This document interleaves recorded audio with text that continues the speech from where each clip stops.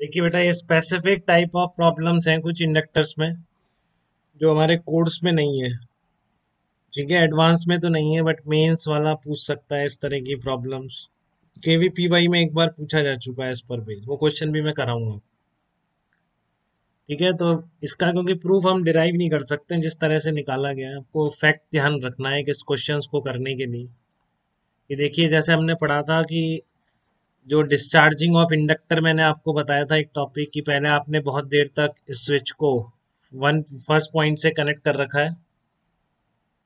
ठीक है, काफी देर तक इस वन पॉइंट से कनेक्टेड है, तो आपका इंडक्टर किस पर आ गया होगा, स्टेडी स्टेट पर पहुंच गया होगा और शॉर्ट सर्किट बन गया होगा। करंट कितनी चल रही होगी, E/R चल रही होगी। वही लिखा है मैंने, T=0 पर आपने क्या किया, पहले बहुत देर तक कनेक्टेड था और E/R करंट चल रही है।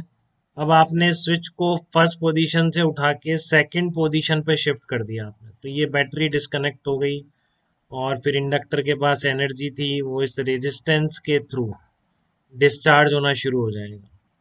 तो आपने करंट, मैंने क्या ली थी कि करंट एकदम से इंडक्टर चेंज नहीं करता है, तो वहां पर मैंने करंट की वैल्यू आई यही ले ली थी, T=0 पर E/R।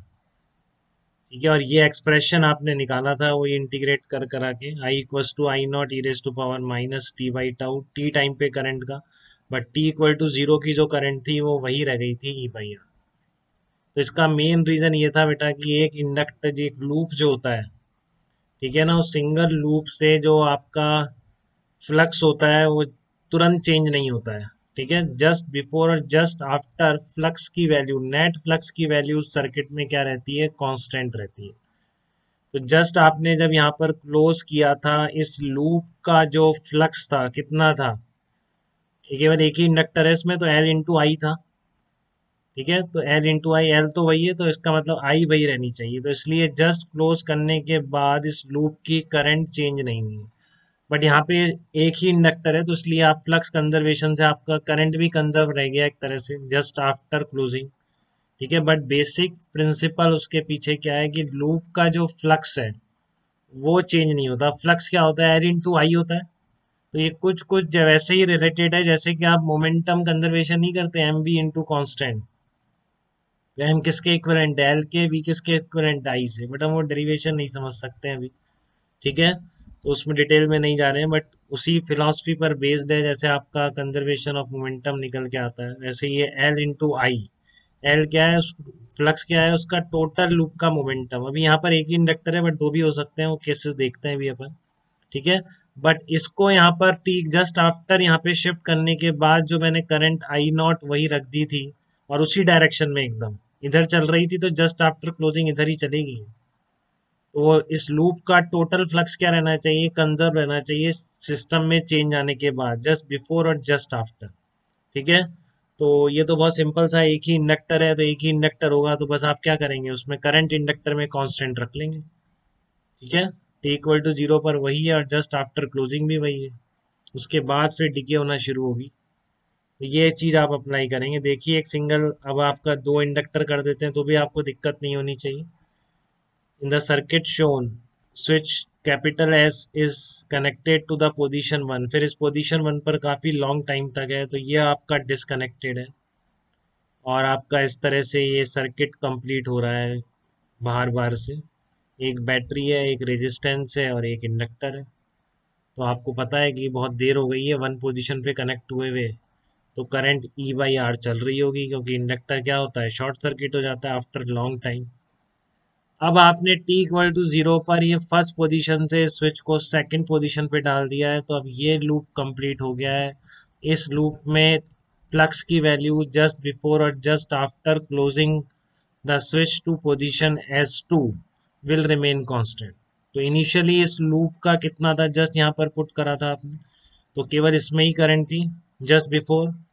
ठीक है, तो इसमें 5L इंटू जो ओरिजिनल करंट चल रही थी वो इस लूप का क्या था, इनिशियल फ्लक्स था। बट अब मान लीजिए जस्ट आफ्टर 2 पे कनेक्ट करने के बाद करंट कितनी हो जाती है, I1 हो जाती है। तो अब ये I1 दोनों इंडक्टर में चल रही है, तो 5L I1 इसमें हो जाएगी, 4L I1 इसमें हो जाएगी। समझ रहे हैं इस चीज को आप? पहले आपका जस्ट बिफोर यहाँ पर क्लोज करने से पहले, जस्ट क्लोज करते ही, या समझिए आप जस्ट क्लोज करते ही जो पहले थी करंट कितनी थी, इसमें ही चल रहा था करंट। ठीक है, अब क्लोज जैसे ही किया आपने तो इसमें पूरे में करंट चलने लग गया, तो इन दोनों में जा रहा है। तो जस्ट बिफोर क्लोजिंग और जस्ट आफ्टर क्लोजिंग इस लूप का आप क्या करेंगे, इस लूप का फ्लक्स कंजर्व कर देंगे। जस्ट बिफोर क्लोजिंग कितना है, देखिए, from conservation of flux inside loop five initial equals to five final. तो इनिशियल कितना था कि उसमें करंट कितनी थी, 5 L I0 5 L E/R। अब मान लेते हैं कि जस्ट जैसे ही 2 पर पहुंचा करंट I1 तुरंत चेंज हो गई बेटा ये, ठीक है ना, जस्ट I1 हो गई तो कितना हो गई 5L into I1 plus 4L into I1।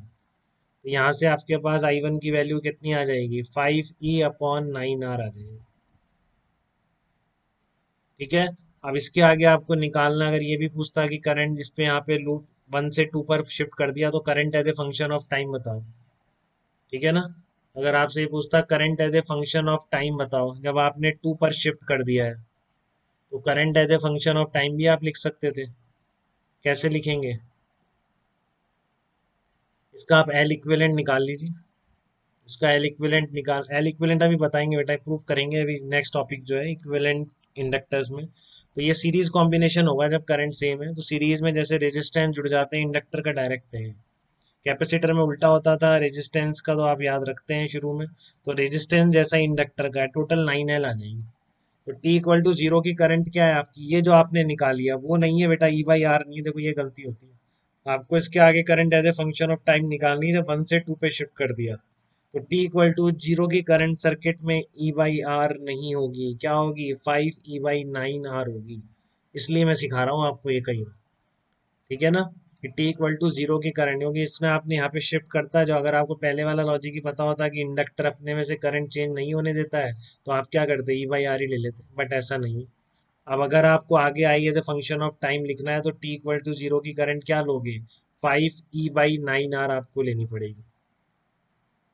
ठीक है, और उसके बाद एल इक्विवेलेंट कितना है आपका, 9 × L है। ठीक है, तो उसके लिए आपकी करंट का फार्मूला क्या है, देखो आपके लिए आई इक्वल्स टू, ये ध्यान रखो एक चीज अभी फिर से मैं बताऊंगा। ये आपका करंट क्या लिखते हो आप इंडक्टर में, IS 1 माइनस E⁻⁻t/टाउ लिखते हो। ये कब है, जब आई की वैल्यू इनिशियली जीरो है। यहाँ पर ये नहीं लगाओगे आप current as a function of time निकालने, क्योंकि टी इक्वल टू जीरो पर सर्किट लूप में करंट जीरो नहीं है।